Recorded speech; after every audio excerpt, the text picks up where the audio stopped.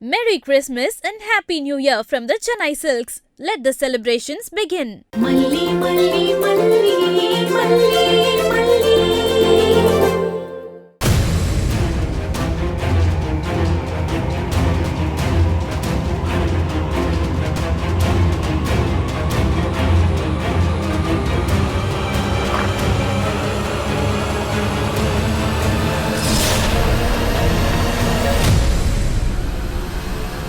Thank you doctor, பத்திரமா கூட்டிட்டு வந்துட்டீங்க.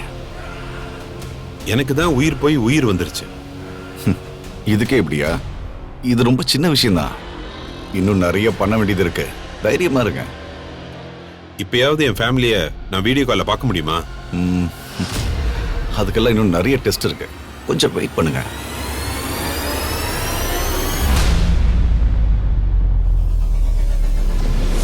சுடர், சுடர், சுடர்.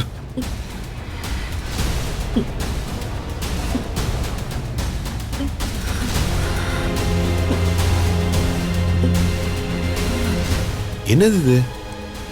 நான் கண்ணத்தை தட்டினேன், அப்பெல்லாம் பேசாம படுத்துக்கிட்டு இருந்தாங்க. இப்ப இவங்க கண்ணை திறக்கறாங்க. தட்டுறவங்க தட்டினா எதுவும் திறக்கும் டாக்டர். சுடர், யார் வந்திருக்கேன்னு பாரு.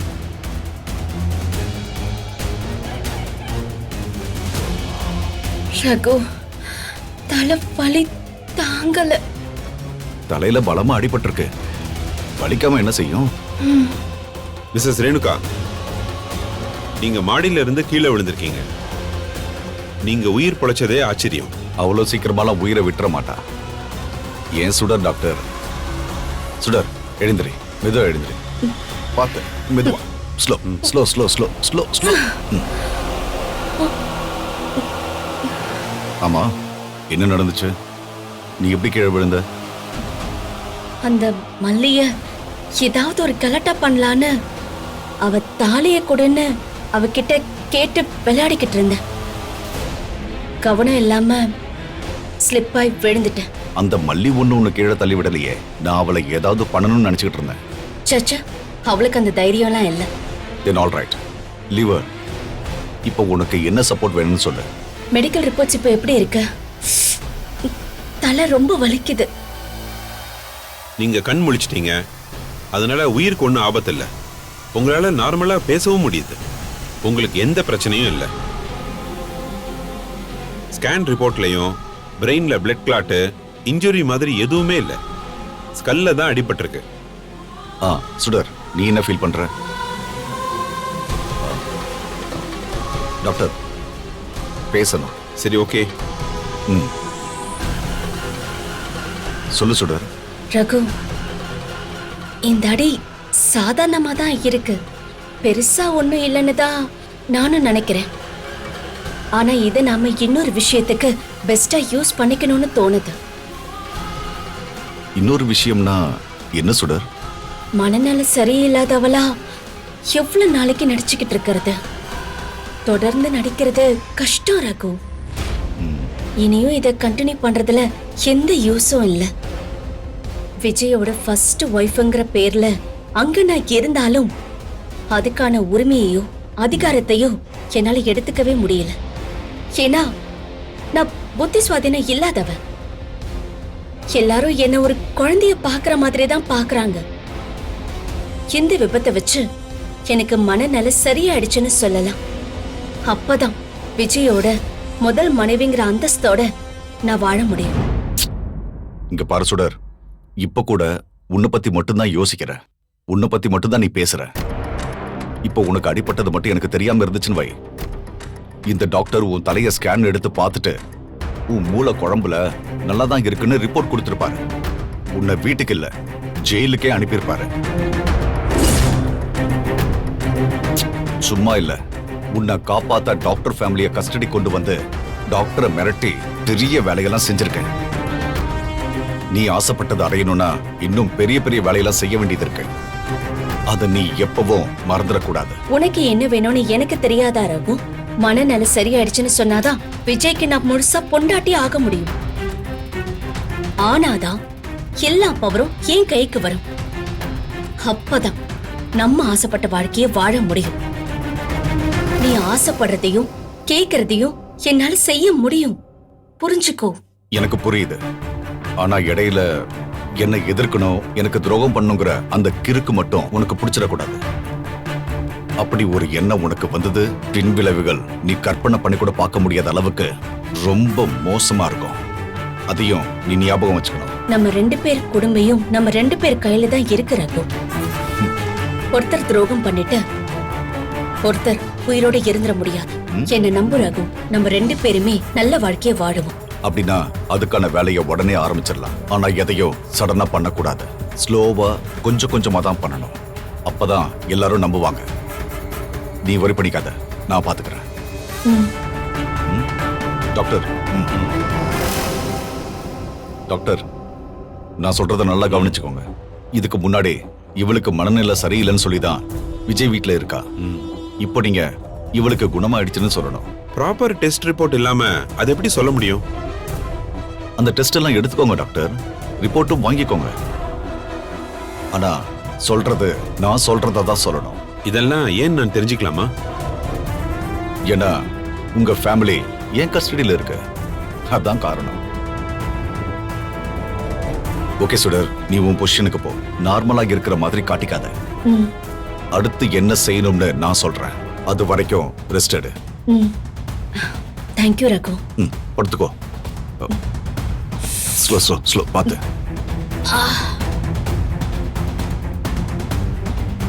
டாக்டர், என்ன கூட்டிட்டு வந்த மாதிரியே கூட்டிட்டு போயிடுறீங்களா? ஓகே, வாங்க, கூட்டிட்டு போறேன். வரேன் சுடர்.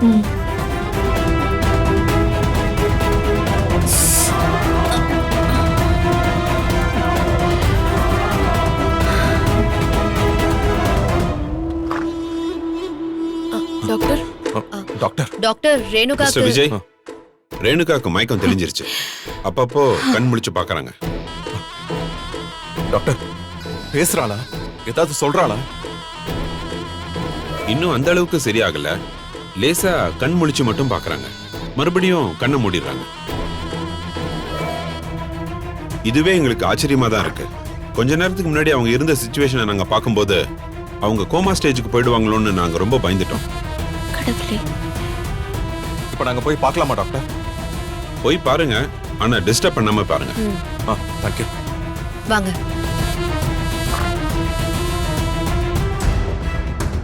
ஆஹா, மொத்த கோஷ்டியும் உள்ள வராங்களே. பேசாம கண்ணை மூடி படுத்துருவோம். எதுக்கு வம்பு? ரேணுகா,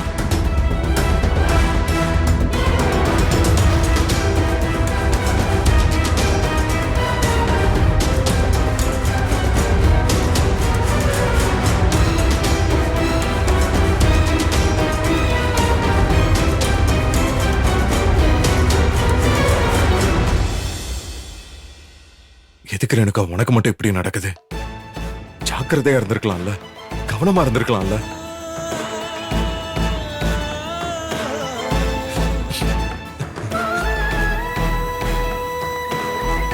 ஃபர்ஸ்ட் பொண்டாட்டி மேல விஜய் ரொம்ப பாசமா தான் இருந்திருக்கான். அவனோட கண்ணீர் இவ்ளோ சூடா இருக்கே. இந்த அன்பை அப்படியே வாரி சுருட்டி எடுத்துக்க வேண்டியதுதான்.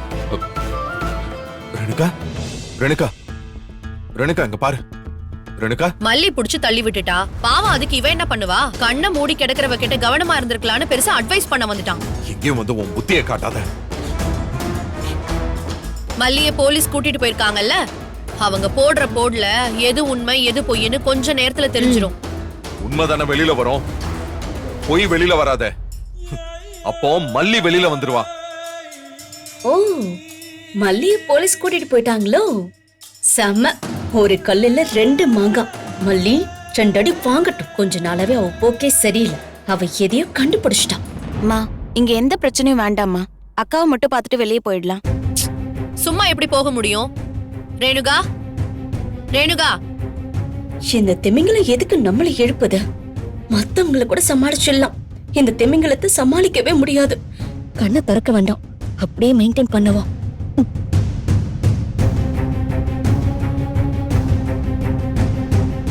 ஏதோ முணங்குறா. அவளுக்கு நம்ம வந்திருக்கிறது தெரியுது. ஏ ரேணுகா, யாரு வந்திருக்கோன்னு பாரு. ரேணுகா, நானு, ராஜிமா, விஜய் மாமா, நிஷா எல்லாரும் வந்திருக்கோம். கண்ணை திறங்க, கண்ணை திறங்க ரேணுகா. ரேணுகா, கண்ணை திற.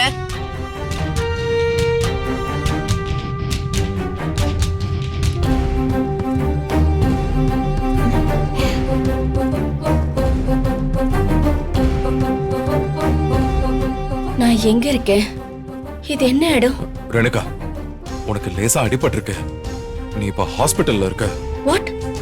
ஹாஸ்பிட்டலா? அதான் தலைவலிக்குதா? ரேணுகா பேசிட்டா. அவளுக்கு நல்ல பேச்சு வருதுல்ல, கடவுள் குணப்படுத்திட்டாரு. ரேணுகா, ரேணுகா, ரேணுகா.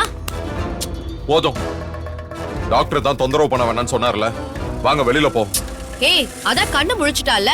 ஏய், அவ டயர்டா இருக்கா. இப்ப தூங்கி ரெஸ்ட் எடுக்கட்டும், அப்புறமா வந்து பாத்துக்கலாம்.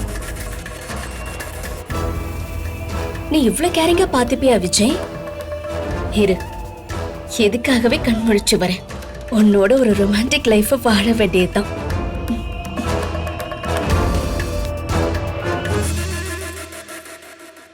சார், ஆ? பாத்துட்டீங்கல்ல, ஆ. கிளம்புங்க சார். பேஷண்ட்டை டிஸ்டர்ப் பண்ணாதீங்க சார்.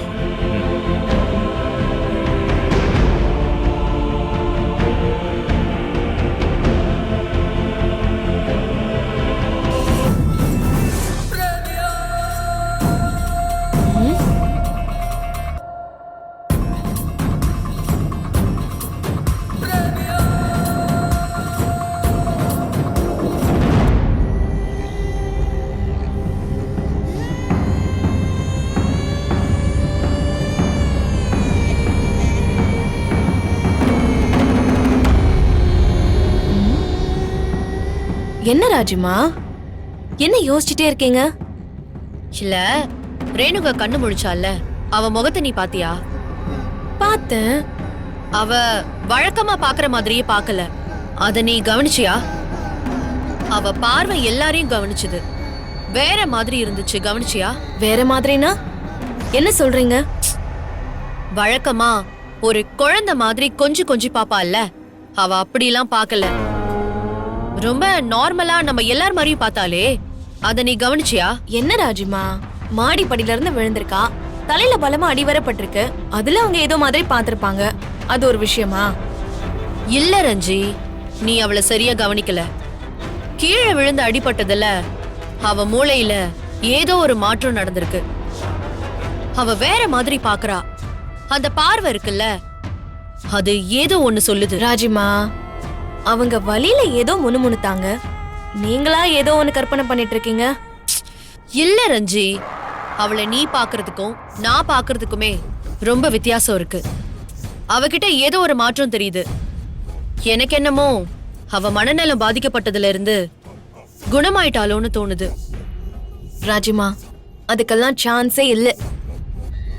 அவங்க முழுசா குணமாகி வெளியில வந்ததும் பாருங்களேன், வழக்கம் போல ராஜி தாலி வாங்கி கொடுன்னு கேட்பாங்க. எனக்கு என்னமோ அப்படிலாம் படல. அவ ஒருவேளை குணமா இருந்தானா, நாம அவளை கொல்ல ட்ரை பண்ணதெல்லாம் அவளுக்கு ஞாபகம் வந்திருக்குமே. நம்மள வேற மாதிரி பார்க்கணுமே, அதையும் பார்க்கல. ஒருவேளை அந்த அளவுக்கு குணமாகலையோ? சரிம்மா. சரிங்க மேம். மேடம், இங்க ரேணுகாங்கிற பேஷண்ட் அட்மிட் பண்ணிருக்காங்கல்ல, எந்த வார்டுன்னு கொஞ்சம் பார்த்து ஒரு சொல்றீங்களா? நிமிஷம். சீக்கிரம் சொல்லுங்க.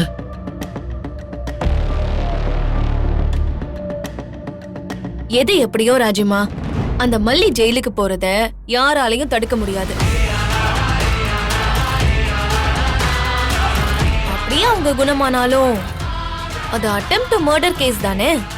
எனக்கு அது ஒண்ணு போதும். இவளை நான் தனியா டீல் பண்ணிப்பேன். அப்புறம் எனக்கு ஒரு சின்ன வேலை இருக்கு, நான் வெளியில போயிட்டு வரேன். நீங்க பாத்துக்கிறீங்களா? நான் மட்டும் தனியா இருந்து என்ன செய்ய போறேன்? நானும் வீட்டுக்கு கிளம்புறேன். நீ வெளியில வேலையை முடிச்சிட்டு வீட்டுக்கு வந்துரு. சரி ராஜிமா.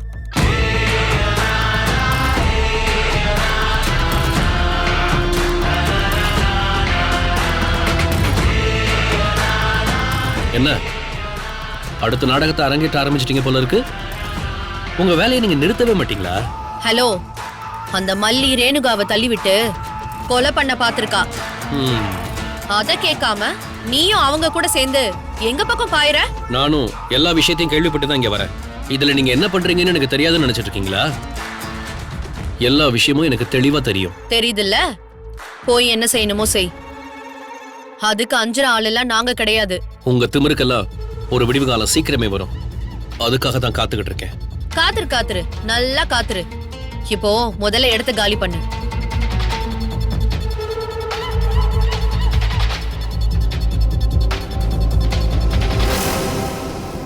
மாப்ள, என்னப்பா ஆச்சு? ரேணு கண்ணு முழிச்சிட்டா மாமா. அவளுக்கு இப்போ ஒண்ணும் இல்ல. கடவுள் தான்ப்பா நம்ம கூட இருந்து அவளை காப்பாத்தி கொடுத்திருக்காரு. இல்லன்னா மல்லியோட நிலைமை ரொம்ப கஷ்டமா இருக்கும். மல்லிகை என்ன மாமா சொல்றாங்க? மல்லியை வெளியே எடுக்கிறது அவ்வளவு ஈஸி இல்ல விஜய். நானும் எவ்வளவு கெஞ்சி பார்த்துட்டேன். லாயரும் பேசி பார்த்துட்டாரு. ஆனா ஒண்ணுமே வேலைக்கு ஆகிற மாதிரி தெரியல. ஒருவேளை ரேணுகாவே வந்து சொன்னாதான் உண்டுன்னு நினைக்கிறேன். நிஷா, ராஜி, ரஞ்சிதான்னு எல்லாரும் கேஸை ஸ்ட்ராங் பண்றதுக்காக வீடியோ மேல வீடியோவா பேசி அனுப்பிக்கிட்டே இருக்காங்க.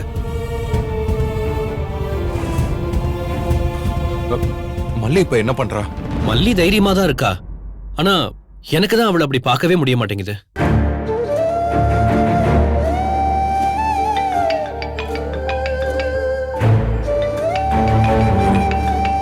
ஹலோ ஹலோ விஜய், நான் ஸ்வேதா அம்மா பேசுறேன்.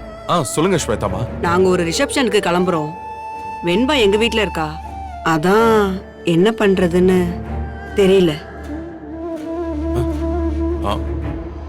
ஸ்வேதாமா, இன்னும் ஒரு 1/2 மணி நேரத்துல நாங்க வந்துருவேன். கொஞ்சம் வெயிட் பண்றீங்களா ப்ளீஸ்? ஓகே விஜய், ஓகே வாங்க. மாமா, நீங்க ஸ்டேஷன்ல இருக்க. நான் வீட்டுக்கு போய் வெண்பா பார்த்துட்டு வந்துடுறேன். சரியா? சரி மாப்ள. போலாம். நிஷா, வெண்பா தனியா இருக்கா. நான் வீட்டுக்கு போய் அவளை சாப்பிட வச்சுட்டு வந்துடுறேன். நீ ரேணுகாவை பாத்துக்க.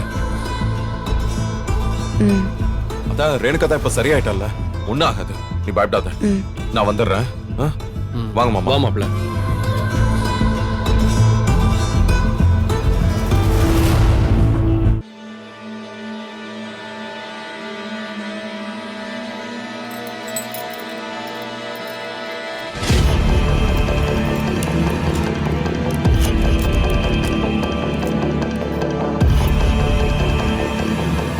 இன்னைக்கு அந்த ரேணுகா கதையை முடிச்சிடலான்னு பார்த்தா கடைசியில முடியாம போயிடுச்சே.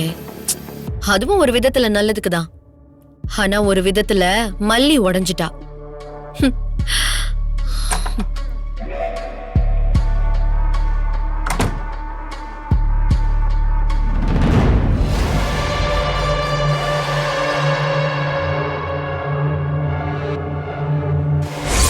என்ன இது புது பழக்கம்? மொபைல வச்சு வீடியோல எடுத்துட்டு இருக்க? நான் ஒரு சேனல் ஆரம்பிக்க போறேன் ஆண்டி.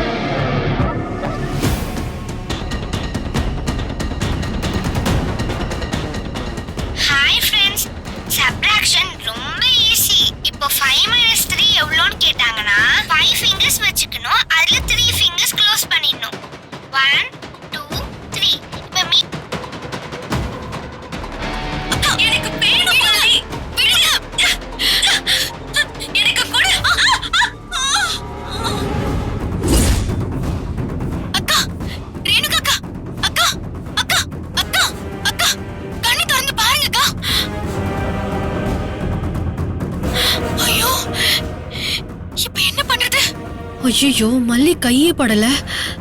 ரேணுகாவா தான் கீழே விழுந்திருக்கா.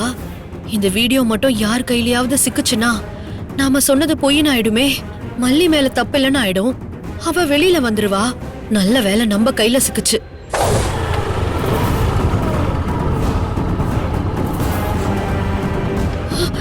ஐயோ, விஜய் வந்துட்டான். டெலீட் பண்ணணும். ஐயோ, இது வேற. ஸ்விட்ச் ஆஃப். ஐயோ, என்ன பண்றது?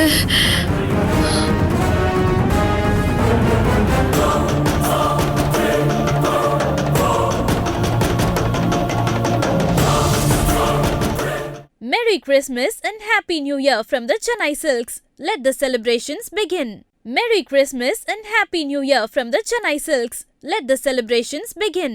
இந்த வீடியோ உங்களுக்கு பிடிச்சிருந்தா லைக் பண்ணுங்க, ஷேர் பண்ணுங்க, காமெண்ட் பண்ணுங்க. மறக்காம சரிகமா டிவி ஷோஸ் தமிழுக்கு சப்ஸ்கிரைப் பண்ணுங்க.